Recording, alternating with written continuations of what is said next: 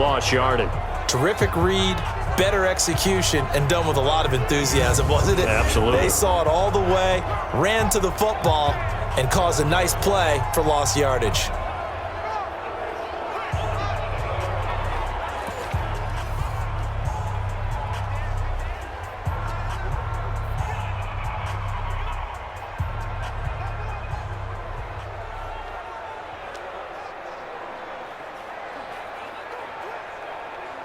That last completion certainly not what they were hoping for, as now they'll try to convert on third. Operating out of the gun, Flacco. And that is incomplete. And third down is a key down in any game you play. And third down defense, something we've got to watch in this one. Got to be effective on the passing downs. That's a pretty good first step right there. Returnable for Lockett.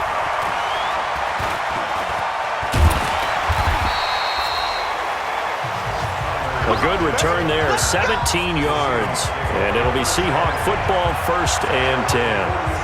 And Seattle now ready to march out of the field. They punted last time they had it. What steps, Charles, you think they have to take to make sure they don't do that again? Well, let's just go to the football 101, the trade expression 101. Win first down. Make 5, 6, 7 yards on first down and make it a 2nd and 3, 2nd and manageable. Keep accumulating first downs that way. Keep moving the football. You don't want to get behind the sticks because then the defense has the advantage. Able to get 7 on that first down pass play. 2nd and 3. A second down pass play there, but it's incomplete. The tight end, Ed Dickson, was the target, and it's 3rd and short. I think he's a little trigger happy right there, and it turned into an ill-advised throw into their zone. Well, we know he has confidence. He'll throw it any place, anytime, anywhere. That time it fell incomplete. Now a 3rd down throw, but it misses the target, incomplete. You can tell they were hoping for a flag there offensively. Several on the sideline motioning. Hey, why not a penalty? Why not a penalty? What did you see? Yeah, I think you've got to let them play, and the officials are instructed. If there's contact coming from both sides, no flag. Let them fight it out. And forces 4th down. Now the Broncos offense, they get set to head back onto the field. And the last drive, their first drive, 3 and out. What changes here, if anything? I think it's making sure the guys that you trust the most with the ball, the biggest playmakers you have, that they touch it on this possession to try and get things moving. So get it to the horses. Without a doubt. They're the ones that typically end up in the end zone. A free 5 yards as the defense jumps. I know it's an anticipation game for them, but it's also a reaction game, and they reacted poorly on that one.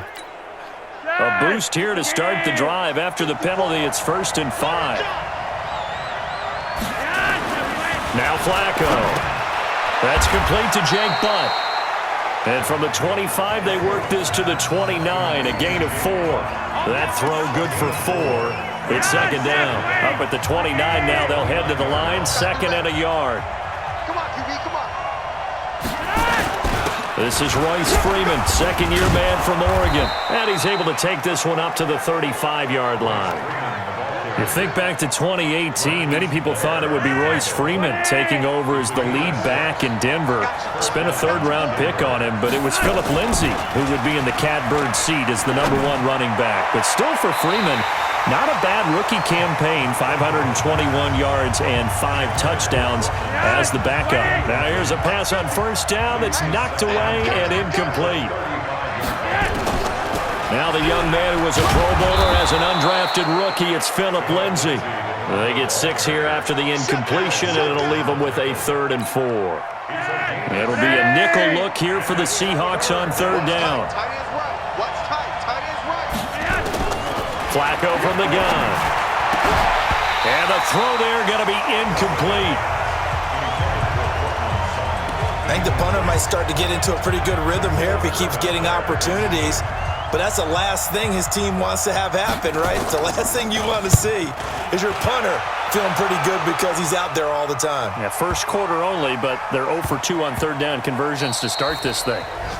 Absolutely love the flexibility of these punters. Their leg drive, able to get it way up in the air, and that allows the punt team to get down there and down it inside the 10 because they've had some time.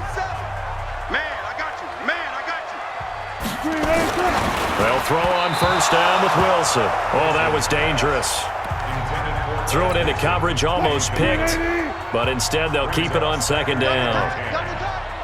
So after the incompletion on first, now 2nd and 10. Here's Wilson. And the catch is made here by Tyler Lockett. 8 yards on the completion, but now they face 3rd down. Second down pass play got them 8 yards. Now they've got a 3rd and a couple remaining.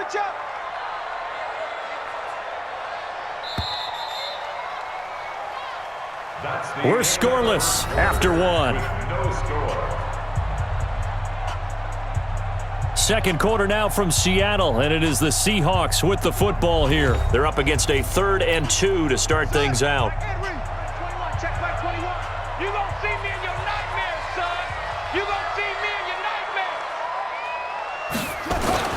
Now it's the backup Smith. That's complete to Disley, the tight end. And he's going to have the first down as he's marked down just shy of the 20. 5 yards is the pickup there as that extends this drive. At first glance, I thought he just used his size in order to win the route, but he also had a little subtle move in there as well. Made the defender think he was going one direction and was able to track the ball in another. Well, they worked this well upfield across the 45. That'll be marked as a 27-yard pickup. But when you hit him on the move like that, and he's getting to open field with a full head of steam, oh boy, it's going to be tough to get him down. Yeah, there was a big window. They're lucky they did get him down.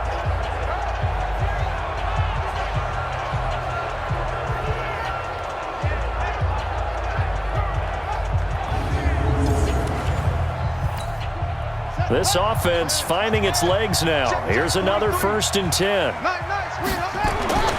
Throwing again is Smith. That's caught by Penny.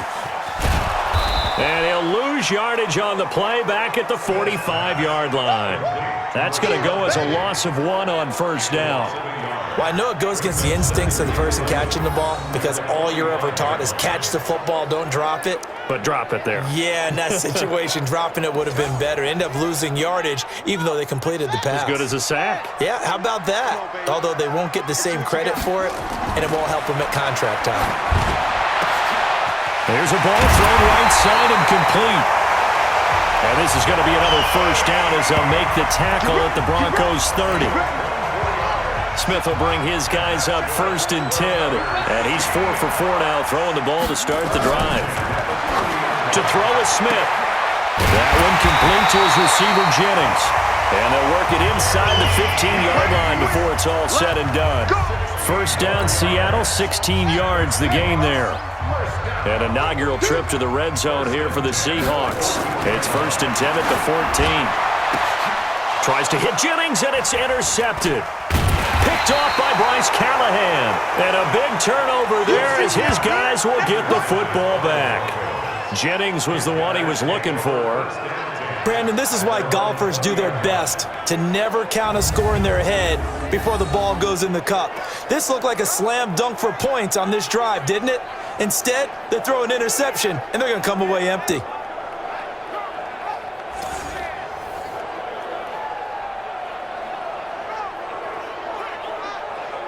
Here's the Denver offense now as they get set to take over here. They've had it twice. They've punted twice. Not the start they were hoping for.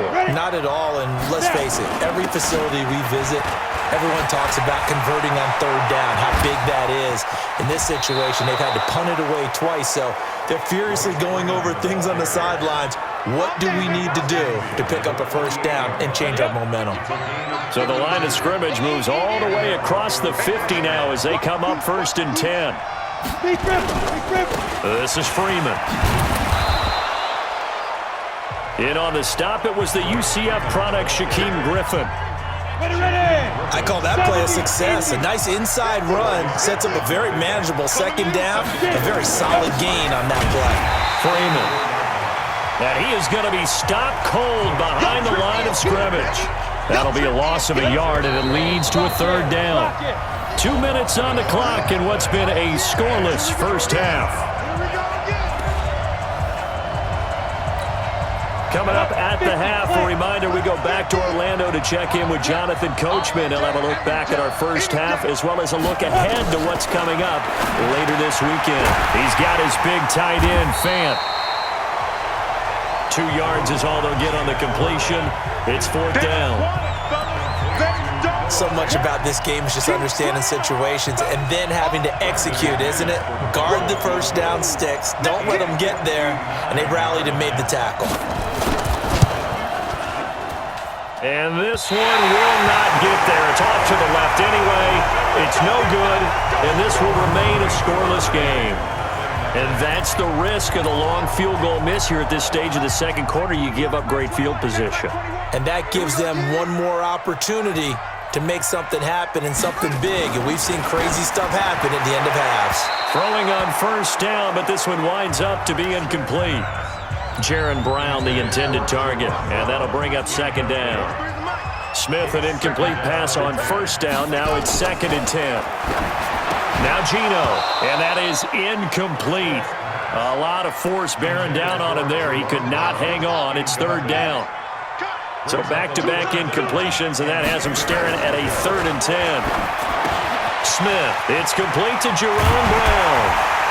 And they'll wind up getting this one all the way down inside the 20. Not really any offense for them to speak of here in this first half. Maybe that's what they needed, that big play. Yeah, it seems that maybe everything changes right there. They've been a little slow out of the gate. We've seen that. But that one big play, that could spark a big burst right here. 7 yards, the pickup on the pitch and catch. Able to get 7 on that first down pass play. 2nd and 3. Geno now to throw. And his guys have got it back at the closing stages of the first half.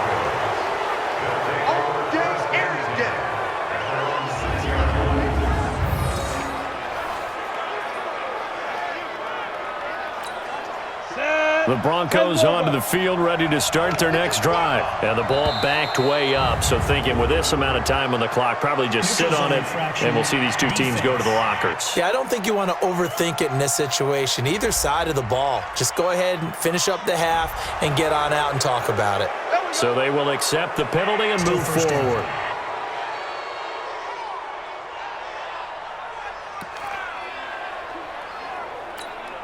So this helps to start a drive. After the penalty, it'll be 1st and 5.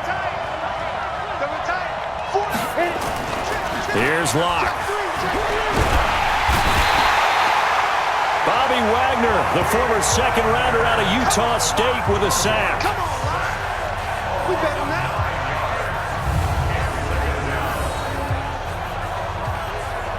So we have reached halftime in our first preseason match. Boy, rough crowd. No football for 6 months already. We're skipping halftime. All right, let's get right back to the action. We're set for quarter 3.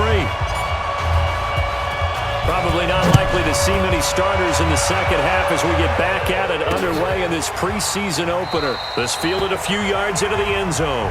And no run back here. This will be a touchback, and it comes out to the 25-yard line. Here comes the Broncos offensive unit here as they'll have it first to begin this third quarter.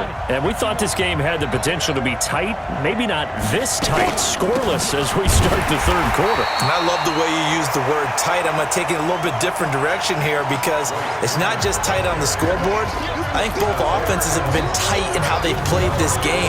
No one's been loose. No one's been free. They've got to find a way to make some plays, and I don't think you do it if you're really tight in everything that you're doing in the game.